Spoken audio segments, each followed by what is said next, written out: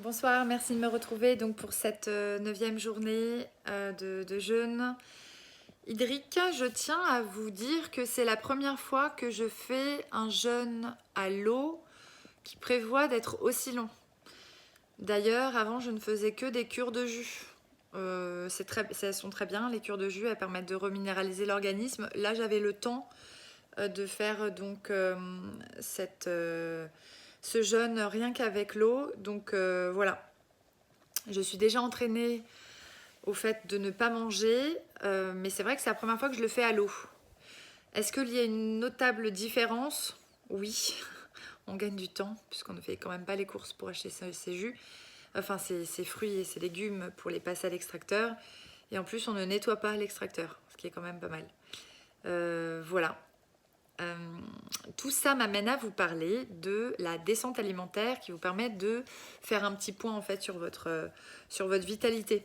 Et surtout, vous faire gagner en pédagogie parce que je commence à avoir des messages de personnes qui veulent donc jeûner et je leur explique que de toute façon, il va falloir prévoir donc 2 semaines avant le jeûne pour rentrer en fait dans ce pré-état de détoxination. Votre période de jeûne que vous allez choisir en fonction de votre objectif et de vos possibilités. Et ensuite la sortie de jeûne, ce que j'expliquais hier, donc toute la partie reprise alimentaire où là on va faire l'effet inverse. Donc la reprise alimentaire, je vous disais, elle était très importante, voire même primordiale. Il ne faut pas du tout lésiner sur le fait qu'il faille bien la faire.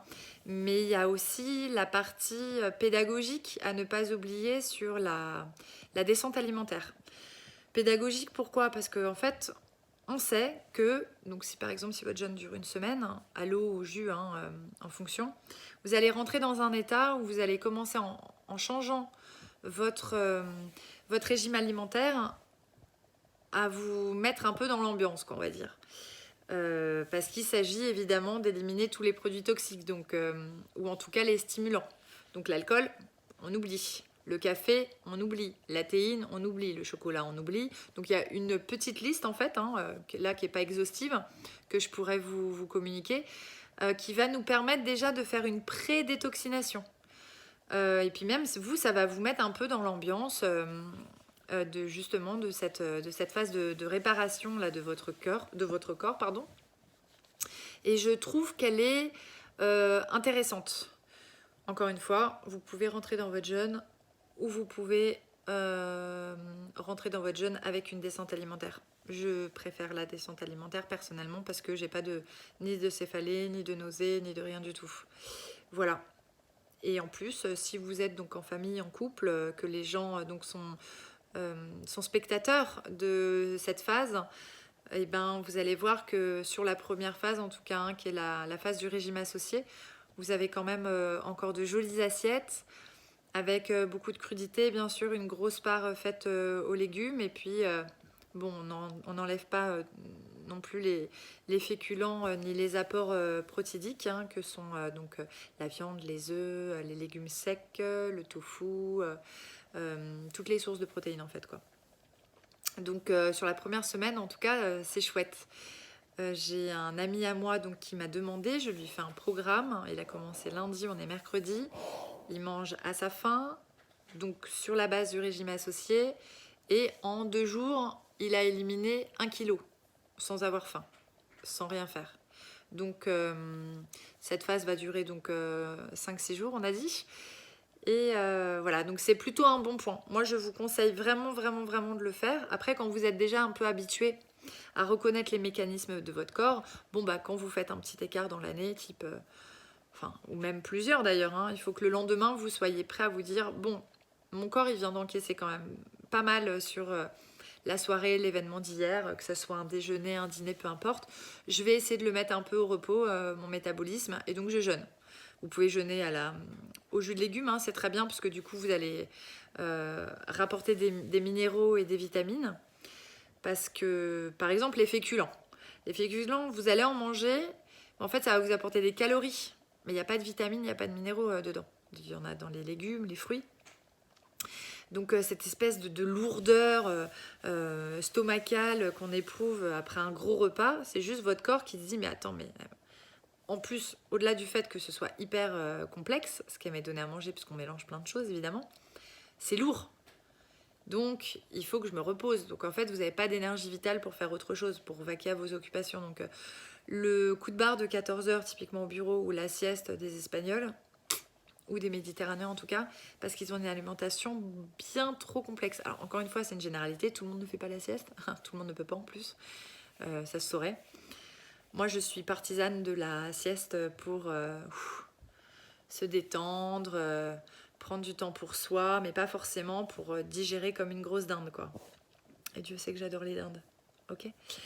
Voilà, donc je voulais vous dire que la phase donc, du régime associé, donc, qui est la première phase de la descente alimentaire et donc la dernière phase de la reprise alimentaire, avant de repartir sur un régime complémenté, du coup, celui qu'on a à peu près tous en ce moment. Pour moi, elle est très importante, voilà, parce qu'elle va aussi parler de toute cette pédagogie derrière et c'est intéressant, voilà, pour vous mettre en condition. Donc là, je suis en train de rédiger pas des fiches recettes parce que ça me prend la tête de faire ça. Par contre, je vais vous dire quoi manger avec une liste des aliments, associer ça avec quoi, etc., etc. Faut retenir, pour que ce soit plus simple pour vous à la compréhension sur la phase du régime associé, que c'est le légume en centre qui vient s'associer donc avec les protides, les lipides, etc. quoi, et les féculents. Et les fruits ne se mangent pas avec les légumes, les fruits sont à leur place dans un repas de fruits. Donc les fruits, je vous le dis, mais je pense que vous le savez déjà, un fruit se digère en moyenne entre 15 minutes pour le melon et la pastèque qu'il faut impérativement manger séparément. 20 minutes par exemple pour la pomme, à 30 minutes pour je sais pas quel autre fruit, peu importe. En tout cas, ça dure en moyenne 30 minutes. Donc vous imaginez bien que si vous mangez votre fruit après avoir mangé un steak frites ou même un burger vegan avec des patates douces et du cheddar vegan, on s'en fiche en fait, puisque ça va prendre de toute façon 3-4 heures. Il va falloir digérer le gluten du pain, tout ce micmac là dans notre estomac, ça va être beaucoup trop compliqué. Et puis donc, vous mangez une salade de fruits parce que vous dites, bon, bah ça va, je déculpabilise, je prends une salade de fruits. Ok. Le problème, c'est que le fruit, en fait, il se digère en 30 minutes. Donc, quand ça va être à son tour d'être digéré, il aura fermenté. Donc, ça cause des ballonnements, ça crée de l'alcool en plus dans le corps, c'est pas nécessaire. Voilà. Donc, 30 minutes avant, ou en fonction de votre repas, en moyenne, 3-4 heures après. Voilà, et en fait le régime associé il vous explique ça, il vous explique les combinaisons alimentaires, donc ça paraît un peu compliqué sur le papier, au final c'est plutôt simple, voilà. Et cette phase dure 6 jours. Donc toutes les personnes qui souhaitent essayer cette partie du régime associé, donc pour pouvoir rentrer tranquillement en phase de jeûne, faites-moi signe, parce que c'est en cours. Mis à part ça, donc sur le bilan de la journée, j'ai eu des douleurs dans le bas du dos, donc autrement dit dans les reins. Je vous rappelle qu'à la première semaine, on va travailler surtout sur les liquides ambulants dans le corps, donc la lymphe et le sang. Et la deuxième semaine, c'est consacré aux organes. Et donc du coup, l'avantage de pratiquer le jeûne hygiéniste et de ne pas boire de tisane par exemple, ou de bouillon le soir, donc de ne pas reminéraliser l'organisme, ça permet aussi, donc là c'est plus une mention pour les tisanes, parce que les tisanes, elles ont tout un effet, hein. Les plantes, je veux dire, si vous buvez par exemple de la décoction de desmodium, ça va agir sur votre foie.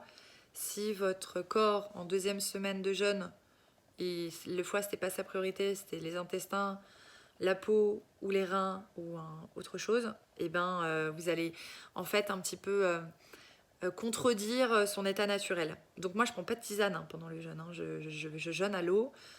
C'est la première année d'ailleurs que je jeûne à l'eau. Donc voilà. Et en ce moment, c'est les reins. Donc un petit peu mal de dos.